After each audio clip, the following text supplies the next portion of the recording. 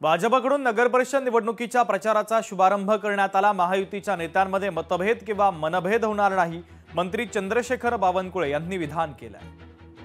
तर गडचिरोलीमध्ये युवक काँग्रेसच्या पदाधिकाऱ्यांचा भारतीय जनता पक्षामध्ये प्रवेशही यावेळी संपन्न झाला। थोड़ा संभ्रम निर्माण करण्याचा प्रयत्न सुरू आहे। एकनाथजी, देवेंद्रजी, अजितदादाचं सरकार एक संघप्रमाणे महाराष्ट्राच्या विकासाकरता काम करत आहे। प्रचंड महायुती मजबूत आहे। छोट्या मोठ्या लोकल लेवलच्या निवडणुकीमध्ये काही इकडं तिकडं काही कार्यकर्ते इकडे गेले, काही तिकडे गेले आहेत, त्यामुळं थोडीशी खाली धुसफूस आहे। आमचेही कार्यकर्ते काहीतरी धनुष्यबाणवर गेले, काही धनुष्यबाणचे भाजपमध्ये आले, दोन्ही मिळून राष्ट्रवादीकडे गेले।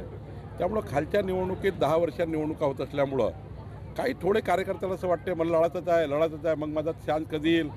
आमच्या महायुतीमध्ये निर्णय झालेला आहे, आम्ही जरी शिवसेना विरुद्ध किंवा राष्ट्रवादी विरुद्ध लढलो तरी आमचे कुठलेही नेते मतभेद आणि मनभेद होऊन देणार नाही, यांची काळजी आम्ही घेणार आहे। लोकशाही मराठी ऐका, पहा, जागरूक रहा।